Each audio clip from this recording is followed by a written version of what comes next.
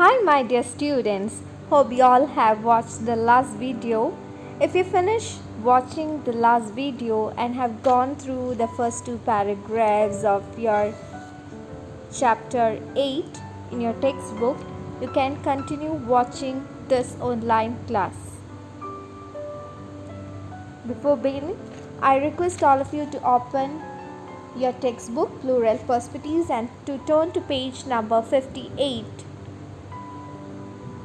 If you are ready, we can begin. So, in page number 58, in the third paragraph, the author G. Iman Semmelar, he is speaking about the problem faced by transgender students in school.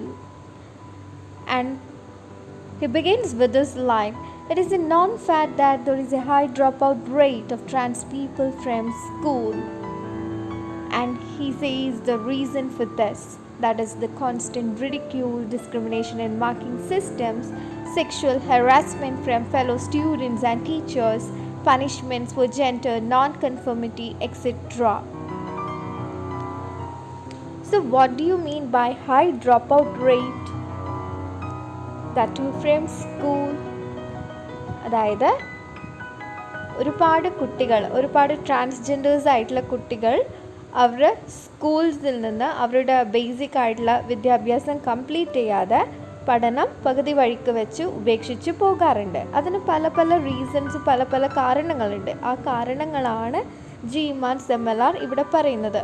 First one is constant ridicule by the classmates or by the teachers in the name of the gender, or discrimination in marking systems, sexual harassment from the classmates or the teachers, punishments for gender non-conformity.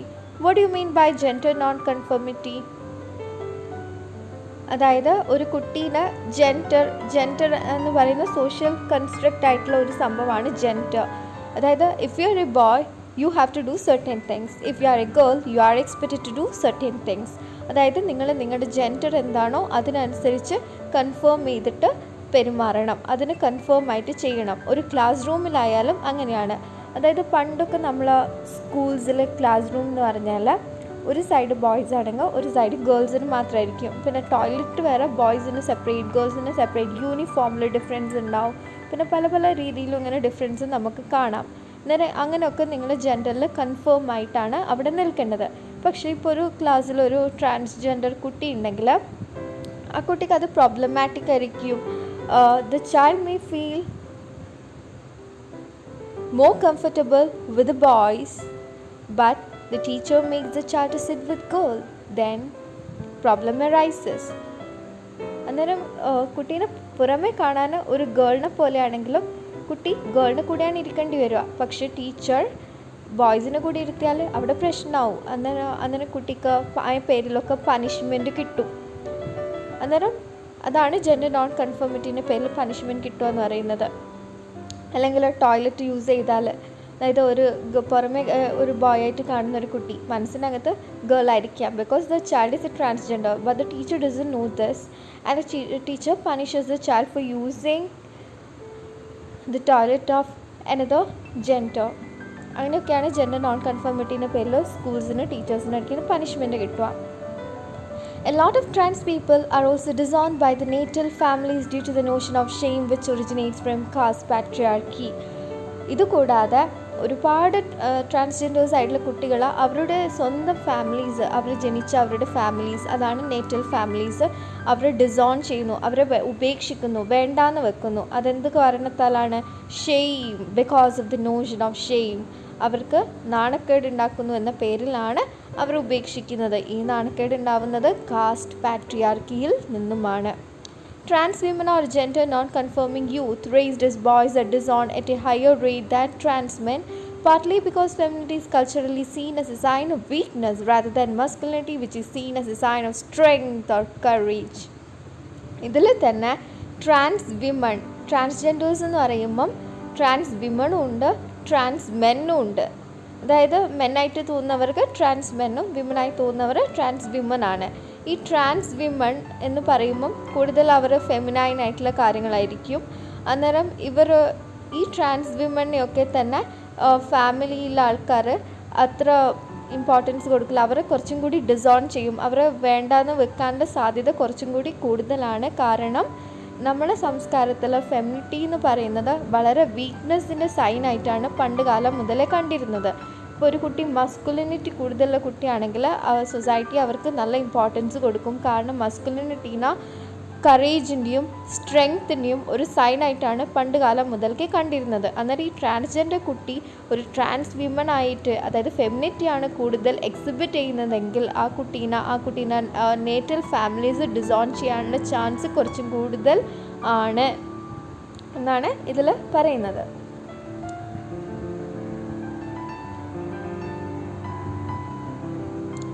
So next paragraph, the lack of education and homelessness at a young age are partly reasons for most trans women across caste engaging in street-based labor like sex trade or begging. The other major factor being brutal and deliberate exclusions in employment, which close off all other options. In fact, Living Smile Vidya, in a conversation titled Transphobia as a Type of Brahmanism, talks about how begging and sex trade have almost come to be like fixed caste occupations for trans women or hijras. അടുത്ത പാരഗ്രാഫിൽ author എന്താ പറയുന്നത്, ഇപ്പം നമ്മൾ കണ്ടു സ്കൂൾസിൽ ഒരുപാട് കുട്ടികൾ drop ഔട്ടാണ് ബിക്കോസ് ഓഫ് ഡിഫറെൻറ്റ് റീസൺസ്. അത് കാരണം ലാക്ക് ഓഫ് എഡ്യൂക്കേഷൻ ഒരു പ്രശ്നമായിട്ട് അവിടെ വരുന്നുണ്ട്. Second one, mostly the natal families itself disown the transgender child, which often leads to homelessness at a very young age. ഇനി ഈ രണ്ട് കാരണങ്ങൾ കൊണ്ട് തന്നെ പല transgenders especially the trans women അവരൊക്കെ തന്നെ എന്തിനേക്ക് എൻഗേജ് ചെയ്യാറുണ്ട്, സ്ട്രീറ്റ് ബേസ്ഡ് ആയിട്ടുള്ള ലേബർ, അതായത് സെക്സ് ട്രേഡിലേക്കോ ബെഗിങ്ങിലേക്കോ പോകാൻ ചാൻസ് കൂടുതലാണ്. അത് കാരണം അവർക്ക് ഒന്നാമത് വിദ്യാഭ്യാസം ഇല്ല, എഡ്യൂക്കേഷൻ ഇല്ലാത്തത് കൊണ്ട് തന്നെ നല്ല ജോലിക്കൊന്നും പോകാൻ പറ്റില്ല. പിന്നെ വീടുമില്ല, താമസിക്കാൻ ഒരു പ്രോപ്പർ ഷെൽട്ടർ ഇല്ല. അതുകൊണ്ട് തന്നെ അവർക്ക് ആകെയുള്ള ഓപ്ഷൻ സ്ട്രീറ്റ് ബേസ്ഡ് ലേബറായ സെക്സ് ട്രേഡും ബെഗിങ്ങും ആണ്. അത് കാരണത്താലാണ് പല ട്രാൻസ് വിമണും സെക്സ് ട്രേഡിലും ബെഗിങ്ങിലും എൻഗേജ് ചെയ്യുന്നത്. അതുകൂടാതെ അവർക്ക് വേറെ ഓപ്ഷൻ ഇല്ല, വേറെ ഒരു എംപ്ലോയ്മെൻറ്റിലും അവരെടുക്കില്ല, വേറെ ഒരു ജോബ് ഓപ്പർച്യൂണിറ്റിയും അവർക്കില്ല. അതെല്ലാ ഓപ്ഷൻസും ക്ലോസ് ചെയ്യുന്നത് കൊണ്ടാണ് അവർ ഇതിലേക്ക് മാത്രം ഒതുങ്ങിപ്പോകുന്നത്. ഇതിലൊരു ട്രാൻസ്ജെൻഡറാണ് വിദ്യ എന്ന് പറയുന്നത്. Vidya transphobia as a type of Brahmanism എന്ന് പറഞ്ഞൊരു കോൺവെർസേഷനിൽ എന്തിനെ പറ്റി സംസാരിച്ചിട്ടുണ്ട്, എങ്ങനെയാണ് ഒരു ട്രാൻസ് വിമണ് അല്ലെങ്കിൽ നമ്മൾ ഹിജ്റാസ് എന്ന് വിളിക്കുന്ന ട്രാൻസ് വിമൺ ഫിക്സ്ഡ് കാസ്റ്റ് ഒക്കുപ്പേഷനായിട്ട്, അവർക്ക് മാത്രം ഫിക്സ് ചെയ്തൊരു കാസ്റ്റ് ഒക്കുപ്പേഷനായിട്ട് ബെഗിങ്ങും സെക്സ് ട്രേഡും മാറിയത് എന്നതിനെ പറ്റിയിട്ട് Vidya transphobia as a type of Brahmanism എന്ന കോൺവെർസേഷനിൽ സംസാരിച്ചിട്ടുണ്ട്. So next paragraph, the only employment options for trans people apart from sex trade or begging and traditional roles like badai are the low-rung positions in NGOs that receive HIV funding. And in this paragraph, the author is speaking about another employment option which is available for the transgenders, especially the trans women, apart from sex trade or begging and traditional roles like badai.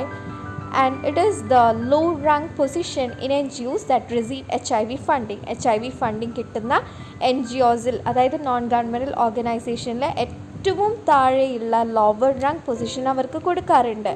And we all know that these hijras, whom we call as trans women, they are always engaged in sex trade, and because of this they are identified as high risk groups. അവർ ഏറ്റവും risk കൂടുതൽ ഗ്രൂപ്പായിട്ടാണ് അവരെ കണക്കാക്കുന്നത്. കാരണം അവരുടെ തൊഴിൽ എന്ന് പറഞ്ഞാൽ sex ട്രേഡാണ്. അതുകൂടാതെ അവരെ വളരെ ഫോഴ്സിബിളി ആയിട്ട് MSM എന്ന് പറയുന്ന കാറ്റഗറിയിൽ അവരെ സബ്സ്യൂം ചെയ്തിട്ടുണ്ട്. MSM is an abbreviation four men having sex with men. അത് HIV ഇൻ്റർവെൻഷൻ വർക്കിൽ MSM ആയിട്ട് അവരെ കാറ്റഗറൈസ് ചെയ്തിട്ടുണ്ട്. ഈ NGOസിൽ തന്നെ ഫ്യൂഡൽ പവർ റിലേഷൻസ് ഉണ്ട്. അതുകൊണ്ട് തന്നെ പല NGOസും ഈ ട്രാൻസ് വിമണ്, ഈ യൂണിറ്റ് അല്ലെങ്കിൽ ഈ ഹിജ്റാസിന് കമ്മ്യൂണിറ്റി മൊബിലൈസേഴ്സായിട്ട് ജോലി കൊടുക്കാറുണ്ട്. എന്തിനാണ് കമ്മ്യൂണിറ്റി മൊബിലൈസേഴ്സായിട്ട് NGOസ് ജോലി കൊടുക്കുന്നത്? അത് ചില കാര്യങ്ങൾക്ക്, for example to distribute condoms and encourage people to undergo screening and treatment for H I V ഉണ്ടോ എന്ന് ചെക്ക് ചെയ്യാൻ വേണ്ടിയിട്ട് HIV സ്ക്രീനിങ്ങിന് ജനങ്ങളെ ബോധവാന്മാരാക്കാൻ വേണ്ടിയിട്ട് അതിനൊക്കെ അവയർനെസ്സിനായിട്ട് HIV സ്ക്രീനിങ്ങിനും ട്രീറ്റ്മെൻറ്റിനും വേണ്ടിയിട്ടും അതുപോലെ തന്നെ കോണ്ടംസ് ഡിസ്ട്രിബ്യൂട്ട് ചെയ്യാനും ഇതിനൊക്കെ ജനങ്ങളെ അവയർനെസ് ഉണ്ടാക്കാൻ വേണ്ടിയിട്ട് കമ്മ്യൂണിറ്റി മൊബിലൈസേഴ്സ് ആയിട്ടുള്ള ജോലികൾ അവർക്ക് നൽകാറുണ്ട് NGOs. Later, when some of the HIV intervention networks expanded to include a rights-based discourse, some of them were promoted as spokespersons of the NGOs in media advocacy. കുറച്ച് കാലം കഴിഞ്ഞപ്പം ഈ NGOs ഒക്കെ ഓരോരുത്തർ അവകാശങ്ങളെ അടിസ്ഥാനപ്പെടുത്തിയിട്ടുള്ള റൈറ്റ്സ് ബേസ്ഡ് ഡിസ്കോഴ്സായി മാറിയ സമയത്ത് ചില ഹിജ്റാസിനെ, ചില ട്രാൻസ്ജെൻഡർ വിമനെ ആ NGOs അവരുടെ മീഡിയ അഡ്വക്കസിയിൽ അവരുടെ സ്പോക്സ് പേഴ്സൺസ് ആയിട്ട്, അവർക്ക് വേണ്ടി സംസാരിക്കുന്ന ആൾക്കാരായിട്ട് അവരെ പ്രൊമോട്ട് ചെയ്തിട്ടുണ്ട്. അങ്ങനെ ഒരു പുതിയ പൊസിഷൻ കൂടി അവർ അറ്റൈൻ ചെയ്തു. Though the NGOs give a semblance of dignity during work to this section of trans people, the pay scale remains low and the decision making power negligible. ഈ സെക്ഷൻ ഓഫ് ട്രാൻസ് പീപ്പിൾ ഈ ഹിജ്റാസിന് അവർക്ക് ഈ ജോലി ചെയ്യുന്ന സമയത്ത് കുറച്ച് dignity കൊടുക്കുന്നു എന്ന് നമുക്ക് തോന്നുന്നുണ്ടെങ്കിൽ പോലും സത്യം എന്താണ്, അവർക്ക് കൊടുക്കുന്ന സാലറി, അവർക്ക് കൊടുക്കുന്ന പേ സ്കെയിൽ വളരെ ലോ പേ ആണ് അവർക്ക് കിട്ടുന്നത്. The salary is very poor and the decision making power negligible. അവർക്കാണെങ്കിൽ ഡിസിഷൻ മേക്കിങ്ങിൽ ഒന്നും യാതൊരു റൈറ്റും അവർക്കില്ല. ഡിസിഷൻ മേക്കിങ്ങിൽ അവരുടെ ഡിസിഷൻ ഒന്നും ആരും കൺസിഡർ ചെയ്യാറില്ല. അതായത് ഒരു ഡിസിഷൻ മേക്കിങ്ങും പവറും അവർക്ക് ഇല്ല.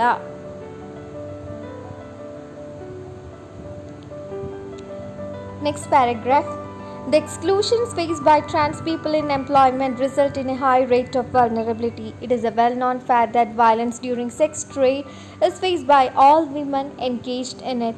Police violence is also very high against trans communities, with almost no recourse to legal protections available to us in case of crimes against us.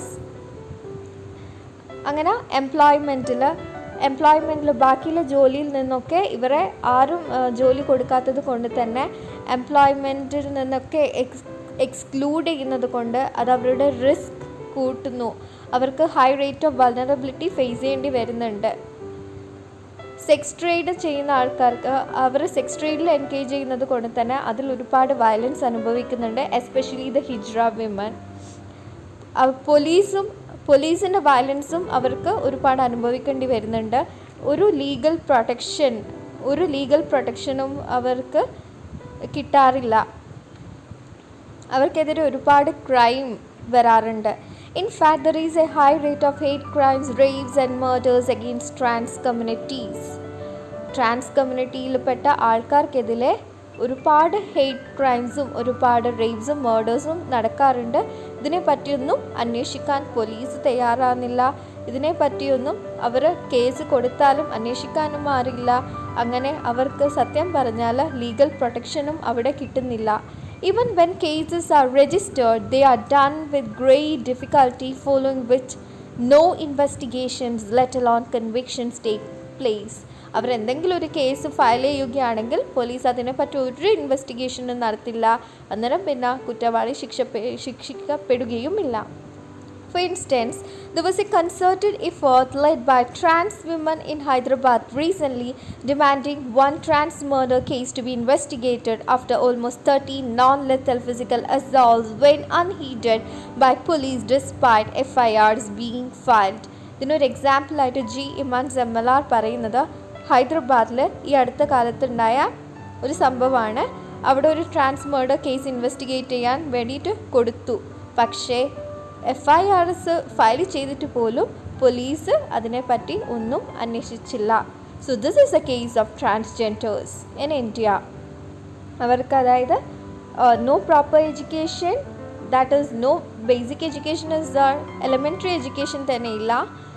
And no employment opportunities. They are forced to do only street-based jobs like sex trade and begging, and there is no legal protection. They have to face lot of problem even in those street-based jobs.